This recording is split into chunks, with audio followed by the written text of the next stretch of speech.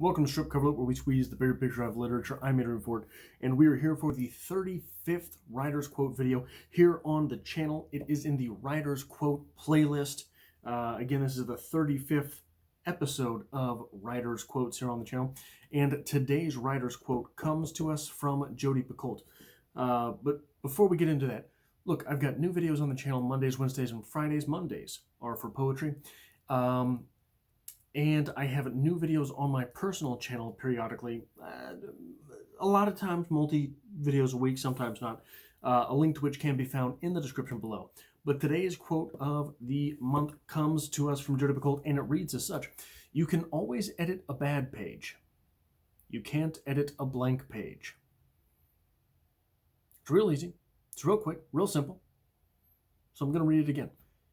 You can always edit a bad page, but you can't edit a blank page. This is, again, a quote about the importance of a first draft.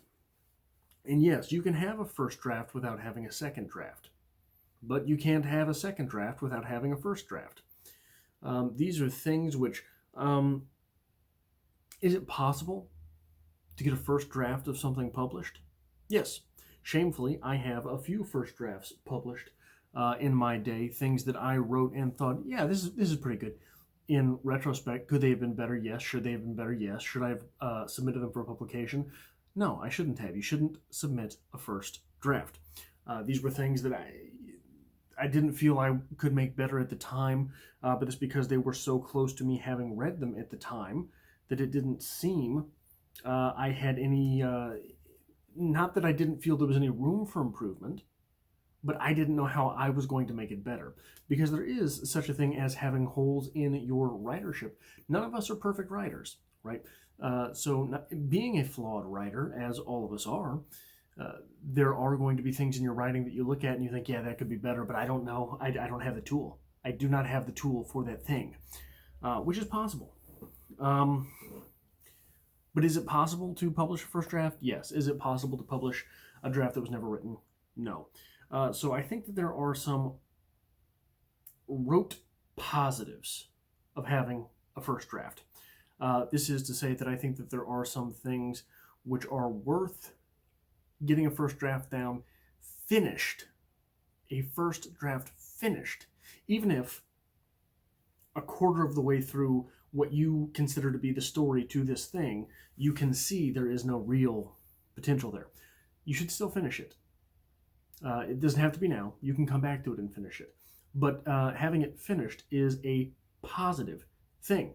The first thing is that the practice of writing and finishing a story is irreplaceable. Stephen King says that if you don't have time to read, you don't have time to write. And that's true.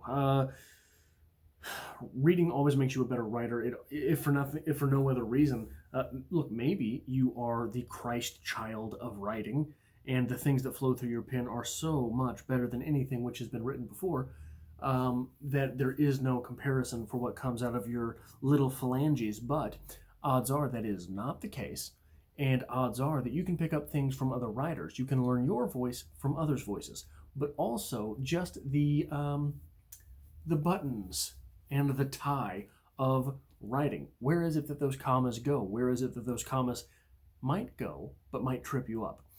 How is this certain word spelled? What is the difference between there, there, and there? So all of these little things that you can pick up along the way and that help from repetition in your mind, those things help. But also, I think the act of finishing a story is irreplaceable. The act of finishing, so I think whenever I would say 90% of the time that I get writer's block is because I'm in the middle of 4 stories and I can't finish any of them. It's not because I can't start stories. I can start a story right now if I have to. It's not because I can't start stories. It's because I can't finish them. And there is, it's sort of like, I want to say it's sort of like hunting. You've got your blind, you've got your gun, you know what it is that you're looking for. You're out hunting deer.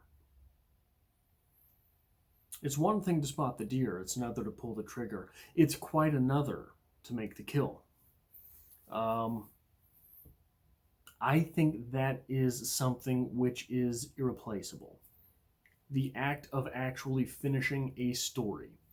Number two, there will be times where you can't write. There will be times where it feels like no matter what you do, you pick up the pen and nothing happens. In those times, you can rewrite. In those times, you can open up, click, click, click, the little folder on your thumb drive or your cloud or wherever it is that you've got your stuff. You can open up a story, one of your stories, reread it, and there will be something along the way that you want to change. There will be something along the way which you say, hey, that's a weird sentence, and you can fix it. There will be something along the way where you say, hey, if this side character is actually unsupportive rather than supportive of the main character, what might come of that? And you'll change it, and it'll be a much better story. And after that, well, guess what? Now you're back into the practice of writing. So you can carry on from there. The third thing that I think is the positive of having a first draft is there's always something to be said for having a variety of writing experiences, having different stories written. Every time that you write something which expands your horizon as a writer, every time that you write something that says a little bit more or in a little bit different way, or maybe even the exact opposite of those things which you usually say, at that moment, you become better at expressing everything that you have in your mind to express, which can be quite potent when you are looking to start another story. It can be quite potent when you are returning to a story. If you have all of these different experiences, a plethora of actions and characters and verbiages and interactions between those characters already written out. So if you have, for example, maybe you write speculative fiction, but one day you decide to write a straight-up fantasy. Sharpening those fantasy tools, the only place to sharpen those fantasy tools is against your speculative fiction tools, which in turn sharpens the speculative fiction tools. So that when you return to your speculative fiction, you can say, hey, here's a little weird something that works in fantasy. Let me see if I can apply it here. Or, for example, one of the things that is very big in literary fiction, one of the things that's very big in literary fiction is dialogue. Writers are always praised for their dialogue. Not really a strength in fantasy novels, to my experience. Maybe I'm being pretentious. A lot of the fantasy novels that I've read, the dialogue is fairly stilted. The dialogue is simply to get across a plot point rather than a character's feelings or a character's point of view. A lot of times, not all the time, yada, yada, yada, all these disclaimers. But if you can go into a fantasy book, short story, writing something, script, whatever, if you can go into a fantasy project and have exquisite dialogue, you're going to bring something very, very strong to the fantasy genre. If you can go into the fantasy realm with the suspense of a practiced horror writer, it's going to be pretty good. What if you take the monster writing skills of a horror writer to the fantasy genre?